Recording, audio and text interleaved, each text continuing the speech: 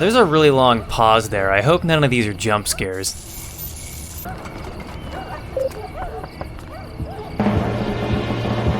Destroy the child. Corrupt them all. It's Halloween. Well, it might be Halloween when I'm releasing this video, but the point is that it's definitely October. October is my favorite month. That time of the year when summer's leaving us and the weather will soon be as bitter and vengeful as my inner monologues. October is also the month of the odd, the strange, and the paranormal, and if you're a big fan of folklore/ghost stories like me, then it's the best time of the year. So it stands to reason that now that I'm a very famous internet personality, that I would do my damnedest to bring you a mediocre at best Halloween special. Horror is by far my favorite genre of any media, so today we are going to be talking about 3 horror games. Well, kind of. I wanted this video to span the spectrum of the entire spirit of Halloween, so we're going to start with something not spooky at all and gradually increase the spook factor as we go. The first game on this list is Costume Quest. Costume Quest is a turn-based JRPG-style game by veteran developer Double Fine. Costume Quest's story is simple. You play as one of these 2 siblings. One sibling gets abducted by goblins that are trying to steal Halloween, and it's up to you to save your sibling and make sure Halloween isn't canceled. Also, the kids turn into mechs. Like the title would imply, in Costume Quest, you unlock mini costumes by collecting blueprints and costume parts. But more importantly, while in combat, the kids transform into whatever costume they're wearing to fight monsters. These costumes also have exploration abilities while you're moving around in the game world, like lighting up a dark area or moving a little bit faster. The costumes range from robots to horrifying french fry crabs and eyeball abominations, and seeing the combat form of a new costume is almost always goofy as hell. Outside of combat, in order to open up these gates and progress through levels, you need to trick-or-treat at every available trick-or-treat location. Sometimes you'll get candy, and other times you'll get goblins. This is a brilliant, simple premise for a video game that could have been either as simplistic or as complicated as Double Fine wanted. But good concepts are a cheap commodity in this day and age, so how does the game actually play? Well, the first thing you need to understand about Costume Quest is that this game is absolutely targeted at a younger audience. So if you're going into it expecting Final Fantasy 63, this time it's Halloween, you're going to be disappointed. Most of the side quests are fetch quests, and the levels are fairly small, although there are incentives to explore them and some secrets to dig up if you're actually looking. The world is also populated by a large cast of characters with Double Fine's signature style of comedy. I'm not really sure why half of the adults look like Delfinos from Mario Sunshine, but I'm not an artist, so I'm sure there's a good reason. One of the only real flaws comes with the dialogue text. For some reason, the text automatically scrolls at different speeds in different areas of the game, and sometimes you're prompted with a button to continue, and sometimes you're not.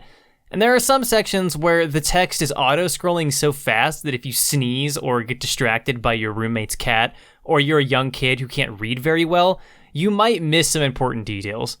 This is annoying, but it's definitely not something that ruins the game.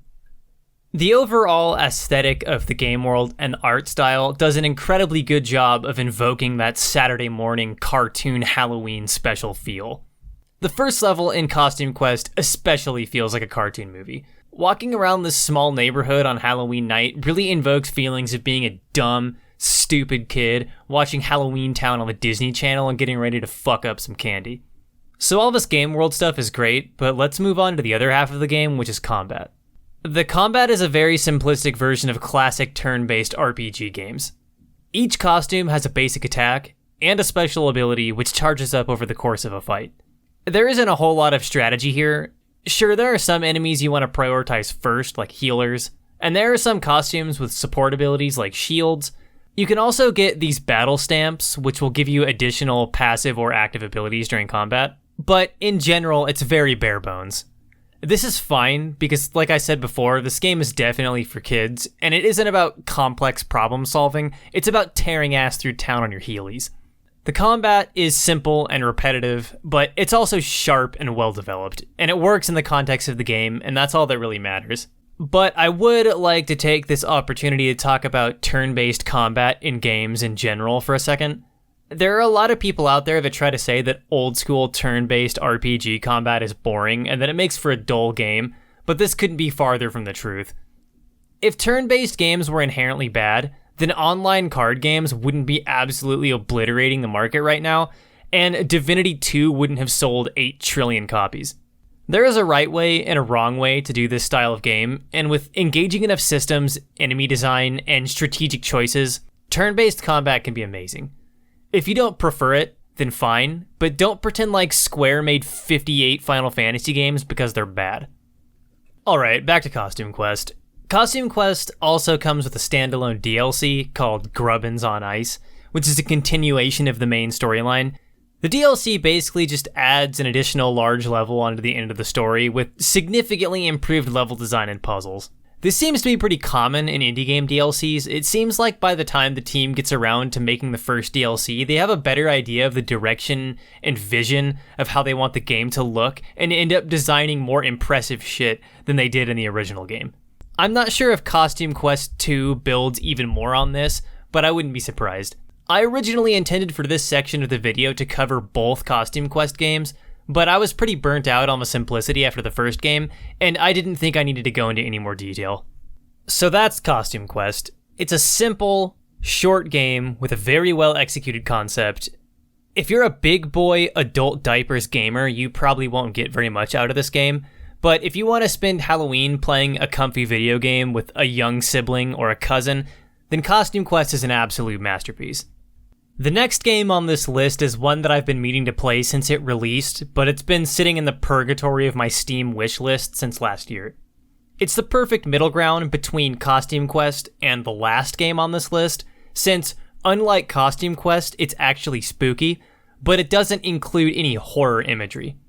In Among the Sleep, you play as a 2-year-old child, so already we're off to a strange start.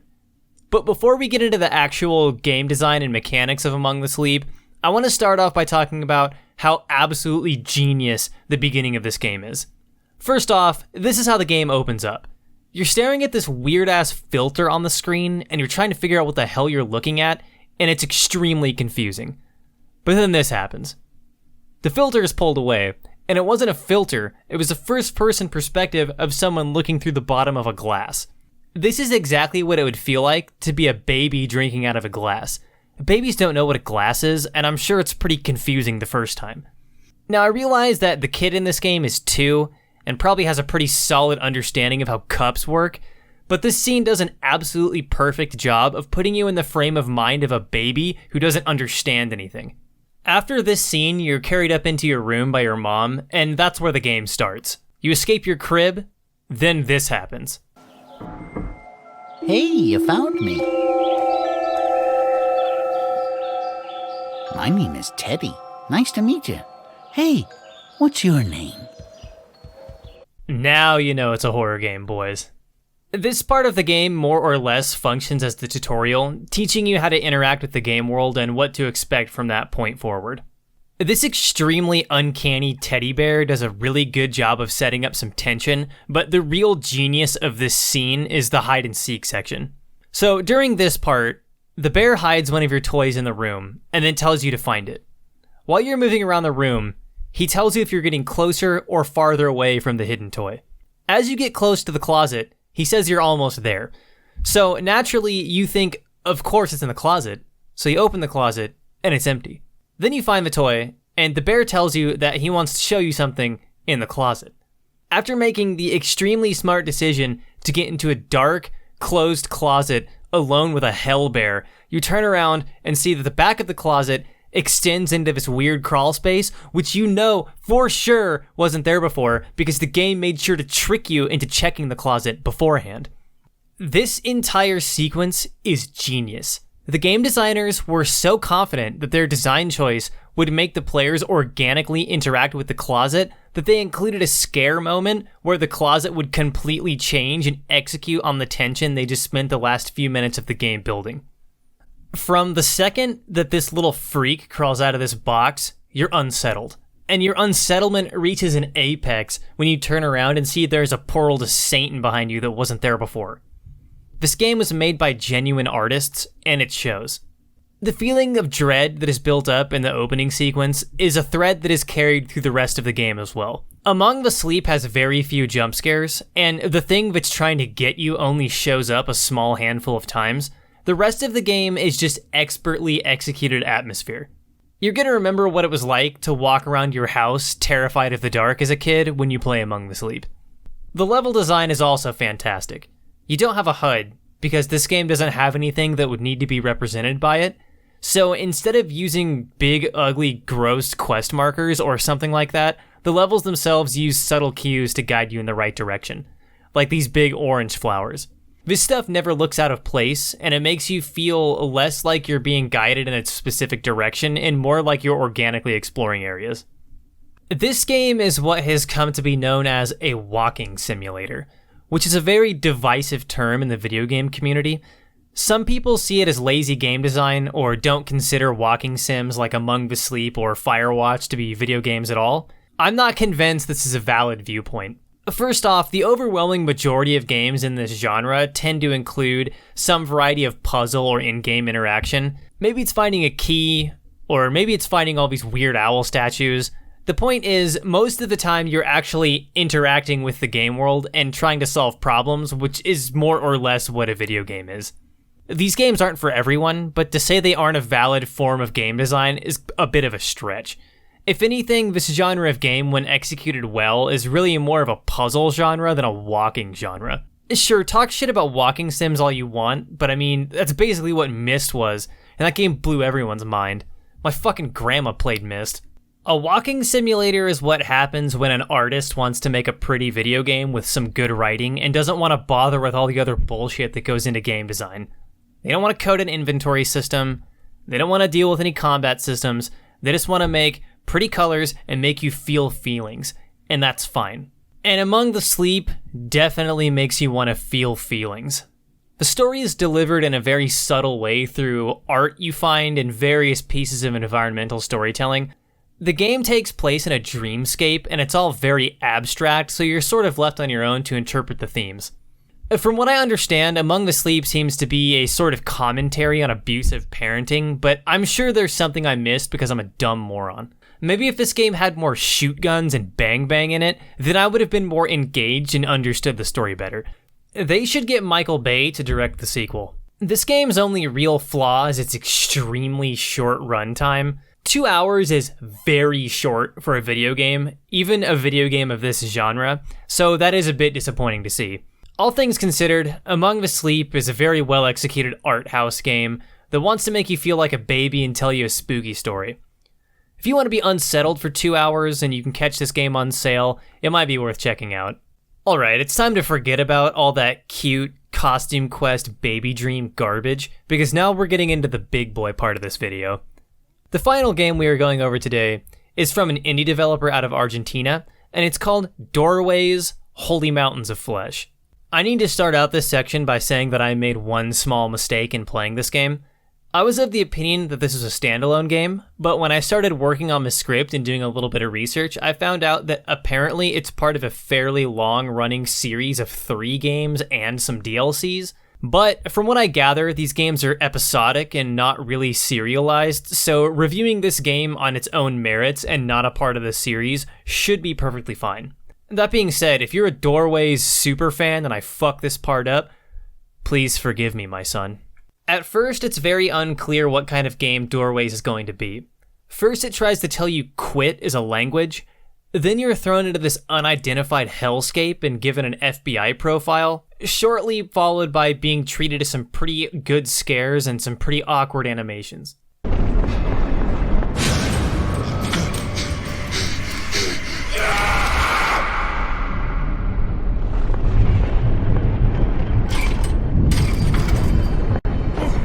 This game is going to make you decide if you want to play it in first person or third person.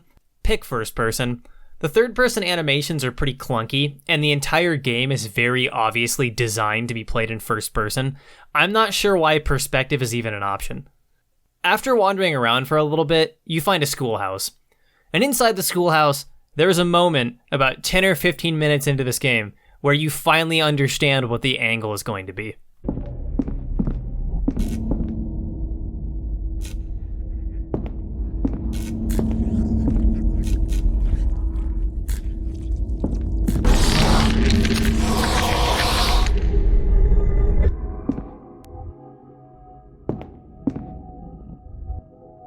You're playing a Silent Hill clone. Doorways is basically classic Silent Hill with harder puzzles and less enemies, and none of this is bad. The story also takes a lot of tips from the old Silent Hill games, as well as recent games that have anteceded them, like, for example, The Evil Within. The story is delivered in fairly abstract terms, and some of the notes and letters you find that flesh out the world seem to have a few very minor mistranslations in them because this game was likely not developed by native English speakers. And on top of that, this is the third game in the series, but I'll try to describe what's going on. Basically, Doorways is some sort of government organization that hunts down the worst criminals on Earth, and they do it by projecting their agents into this weird dreamscape. The implication is that you're actually inside someone's mind, similar to The Evil Within, or if you're a movie guy, The Cell. You play as one of these agents, and it's implied that he's an agent against his will. Doorways, and by association the player character, are extremely morally ambiguous. Here's a scene where you beat a murderer who is also a disabled child to death with a brick.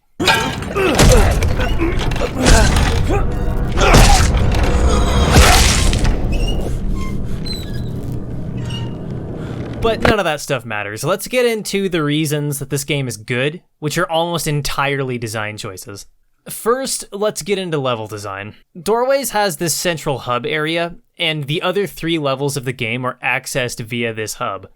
Imagine Mario 64, but instead of paintings, it's scary floating buildings. This sounds boring, but Doorways does a good job of disguising it as something it's not. It feels less like a linear game with a central hub, and more like one seamless interconnected area. Every time you complete a level, it also plummets into the hellscape below, which is always really satisfying to watch. Each individual area is also designed very well. Take a look at this small example of conveyance through level design. In the school area, the enemy that is blocking your progress here can't stay in direct light, so all of the puzzles are light related. In this office, you find a panel that controls various lights, but you can't open it. So you wander around a bit looking for something, and then you notice another panel in a different room that's broken open. Looking around here, you notice a screwdriver on the floor, and you realize, okay, I need to pick up the screwdriver and open the other panel with it. The game doesn't give you any hints or any obnoxious objective markers to tell you how to do this. It just guides you in the direction you need to be going through coherent level design that's intuitive and easy to understand. The only time the game world's design really drops the ball is in the final level of the game, but that's sort of a finale after hours of pounding your head against a wall on this game's puzzles, so I'll let it slide. The weakest spot of the level design in Doorways are these bizarre platforming sequences that were included for some reason. Platforming sections in a game that isn't a platformer are almost always extremely annoying. Not nearly as annoying as stealth sections in games that aren't stealth games, but pretty damn close. I've mentioned the puzzles in this game a few times, so I suppose it's time to really get into how insanely good they are. Doorways makes a return to legitimately fucking infuriating survival horror puzzles, one of which is the most complex puzzle I've ever personally seen in a game so far. I don't want to go into detail on every puzzle in the game, because that would sort of ruin it, but I'll mention the top 3 and go into some detail about the third, which is the aforementioned complex one. In the first level, you've got to mix a chemical coolant for a generator with instructions, but on a machine where none of the chemicals are labeled. This one isn't that bad if you read carefully and pay attention. Then you've got this library puzzle, which requires you to solve a riddle that's pretty simple, but then figuring out what to do with the answer is not as simple. This one's pretty hard. Then you have the absolute king of video game puzzles. In the second level of this game, you're inside a giant mansion and you get to this room. Here you find one of those classic block sliding puzzles that's in every survival horror game ever made, but here's the catch. Each one of these 9 blocks corresponds to 9 rooms in this area, and you're not just moving blocks around, you're also shuffling rooms of the mansion around. At first you might think, oh, that's a little tough, But it doesn't sound that bad. You can clearly see each room's doorway on the puzzle. How hard could it be to connect them? Well, you'd be right, except for 2 problems. One, when you get to this room, in order to progress, you need to find 2 items, both of which require you to shuffle this puzzle around until you've seen most of the rooms. Then, 2, once you have both of the items, the real fun starts. These rooms don't just have 1 floor, they have 2. So you need to figure out which combination of these rooms will match up correctly on not only the first floor, but also the second floor. Then, to top this whole nightmare off, once you're successful in doing all of that shit, you've got another challenge in figuring out how to get past the mirror demon. This whole 9-room area is like 4 puzzles in one, and it's extremely impressive from a design perspective.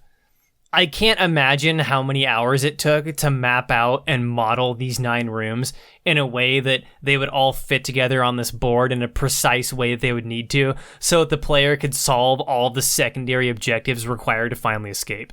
There is no way this one section wasn't one of the most time-consuming parts of the game's design. You are absolutely going to need to take notes to make it through this area. I could see one argument being that this puzzle requires a lot of trial and error, but that's also sort of the definition of a puzzle, so I'm not sure what you're expecting. Angry internet message board commentary would suggest that people want their puzzles impossibly complex, but simultaneously easy to understand. People just assume that if they don't immediately see a solution, it must be because the puzzle is designed poorly, because surely their extraordinarily large prefrontal cortex would instantaneously ascertain the solution to any reasonably constructed series of problems. This isn't the case, dude. Sometimes you're just dumb. It's okay to be dumb. I've written multiple 20-plus page essays about video games, and that's the dumbest imaginable decision. So I'm definitely not here to personally indict you for being a big, dumb, stupid fuck. Doorways is an excellent horror game. It's gonna challenge you to actually think, it's unsettling, and it's designed pretty well from top to bottom. Are there problems?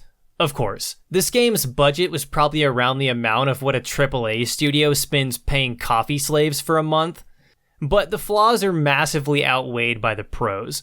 And if you're a fan of old school Silent Hill / Resident Evil style horror survival, I would recommend you give Doorways Holy Mountains of Flesh a try. I'm not sure about the other 2 games in this series, but this one is definitely a winner. So that's the Halloween video. We played a trick-or-treat simulator, a baby simulator, and a child murder simulator. And if that isn't the entire spectrum of the Halloween spirit, I don't know what is. I've got a lot more reviews planned, so if you enjoyed this video, consider subscribing. I'm also very active on Twitter in between videos where I tweet really stupid jokes, and I've got a second channel where my podcast is uploaded, as well as some other dumb gaming videos. Thanks for watching, and I'll see you in the next video.